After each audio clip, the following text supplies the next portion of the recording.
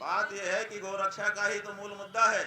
अगर आदित्यनाथ गौरक्षा करते तो हमको गौ रक्षा की बात क्यों उठानी पड़ती। प्रदेश के हजारों गौरक्षक जो बेचारे रात की नींद खराब करके, जवानी में रात की नींद ही सबसे महत्वपूर्ण होती है।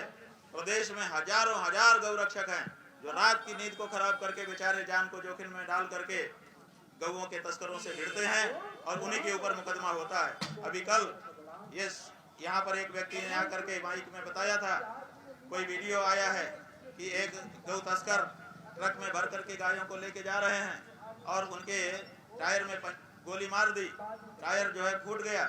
लेकिन जाने कितने किलोमीटर तक एक एक गाय को पटकते हुए वो ट्रक चलता रहा।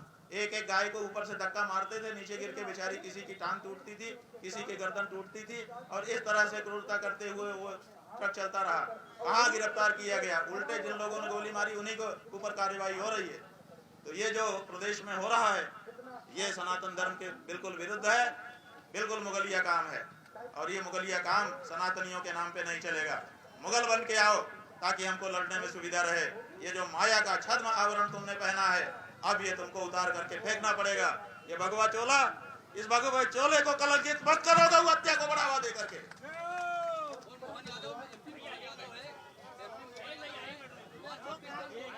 हाँ जी बोलिए।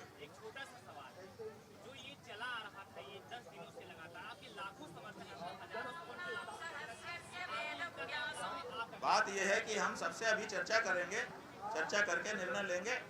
सबकी सामूहिक लड़ाई है ये। अभी तक तो हम इसको अकेले स्वर दे रहे थे, अब हम यहाँ से जाएंगे। यहाँ से हमको बीच में रुकते हुए जाना है। हो सकता है कल हम काशी पहुँचे, 1-2 दिन काशी में रुक करके जनता से, सनातनी जनता से हम संपर्क स्थापित करेंगे और फिर एक रणनीति बनाएंगे।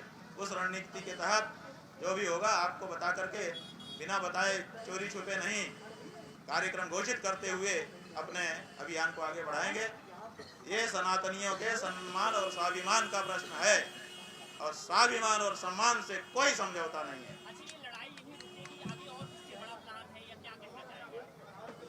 ओम नमः शिवाय। आगे और कोई?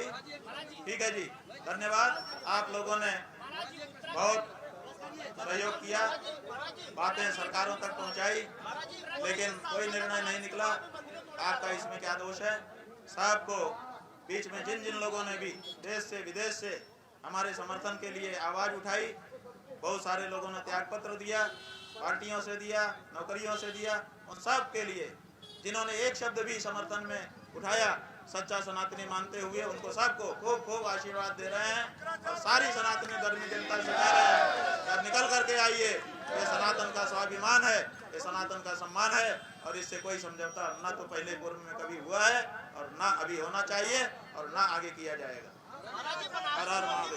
अब देखिए, शंकराचार्य स्वामी अभिमुक्तेश्वरानंद अब प्रयाग की धरती से रवाना हो रहे हैं और यहाँ से रवाना होने से पहले शंकराचार्य ने बातचीत की मीडिया से, यहाँ पर प्रेस वार्ता की और इस पूरी घटना को बयां किया और कहा कि इसके पहले जब इन्होंने जाने का निर्णय लिया उसके पहले यहाँ पर एक पत्र आया और उस पत्र में कई बातें थी, लेकिन जो बातें उस पत्र में लिखी गई थी वो कहीं भी अपमान से समझौता करने के तौर पर थी।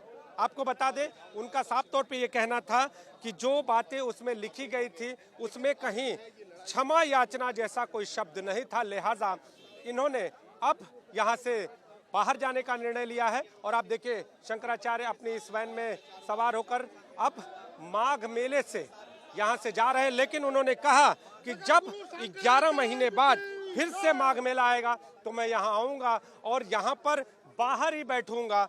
और इसके साथ ही इन्होंने ये भी कहा कि इन 11 महीनों में मैं चुप नहीं रहने वाला, यानी शंकराचार्य की आगे की गतिविधियां भी जारी रहेंगी। अब देखना ये होगा कि जो निर्णय, हालांकि अभी तक उन्होंने स्पष्ट नहीं किया कि आगे वो कौन सा निर्णय लेंगे, लेकिन जो निर्णय वो लेंगे उस पर अब निगाहें बनी रहेंगी कि आखिर शंकराचार्य का अगला निर्णय क्या होता है, अगली गतिविधि क्या होती है। आज शंकराचार्य माघ मेले से रवाना हो गए, लेकिन वो बुजुर्ग जिनके साथ अमावस्या के दिन घटना हुई थी, जिनके मुद्दे को लेकर शंकराचार्य लगातार अपने शिविर के बाहर बैठ गए थे, वो बुजुर्ग आज भरी जबान से उनकी आंखें भर आई हैं और वो अपनी बात भी बता रहे हैं और ये कह रहे हैं कि इनके साथ क्या हुआ। आपका नाम जानना चाहेंगे, कहाँ से आए हैं?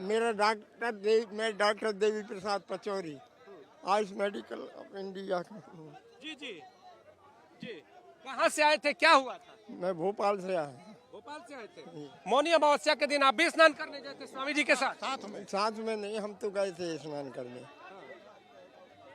हमको क्या हुआ उस दौरान? पुलिस ने हमारा हाथ झटक ऐसा पटक दिया उन्होंने, और फिर कचौन दिया। ये बहुत चोटें हैं मेरे। स्वरूप रानी अस्पताल में हम लोग भर्ती रहे, वहाँ इलाज नहीं होने दिया। शंकराचार्य को यहाँ से लौटना पड़ा, उतने दिन बाहर बैठे रहे, लेकिन प्रशासन का कोई निर्णय सामने नहीं। एक पत्र का वो जिक्र कर रहे थे और उस पत्र में वो कह रहे थे कि ये कहा गया कि हम पुष्प वर्षा करेंगे, जो अधिकारी उस दिन थे वो भी पुष्प वर्षा करेंगे, तमाम तरह की बातें कही, लेकिन क्षमा याचना उस घटना की नहीं थी, लिहाजा वो यहाँ से वापस जाने का निर्णय ले लिया। जी, आप याद कर रहे हैं उस दिन को, क्या आपकी आंखें और जबान भर आई है? उस दिन बेचारे रो रहे थे, बोल नहीं पा रहे थे, बहुत तकलीफ है, बहुत रो रहे थे। ये छाती में बहुत चोटें लगी। इनके बैक साइड पीठ भी चोट इनको लगी है। हमारे बहुत से एक्सरे किए वहाँ अस्पताल। ये घोर अन्याय जो है भगवान नहीं बर्दाश्त करता। तो अब देखिए, जिनके साथ ये घटना हुई थी वो बुजुर्ग हमारे साथ है और आज इनकी जबान भर आई जब शंकराचार्य यहाँ से रवाना हुए। माघ मेले के स्थल से संतों की रवानगी शुरू हो चुकी है। शंकराचार्य भी अब अपने शिविर को छोड़कर काशी की ओर रवाना हो गए हैं और आप देखिए ये जो शिविर है वो अब यहाँ से हटाए जा रहे हैं। आप देखिए जो इस शिविर में सामान था उसको भी हटाया जा रहा है, जो पर्दे थे उनको हटाया जा रहा है, इसके अलावा जो छाजन बना था वो भी हटाया जा रहा है।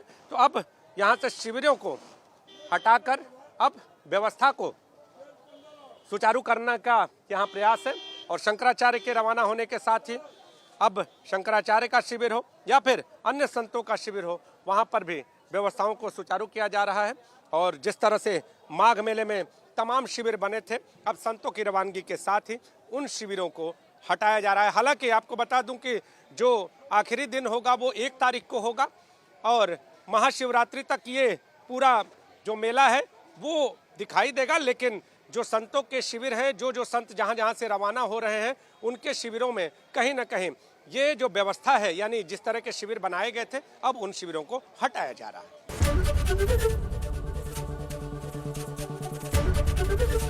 एबीपी गंगा, खबर आपकी, जुबान आपकी।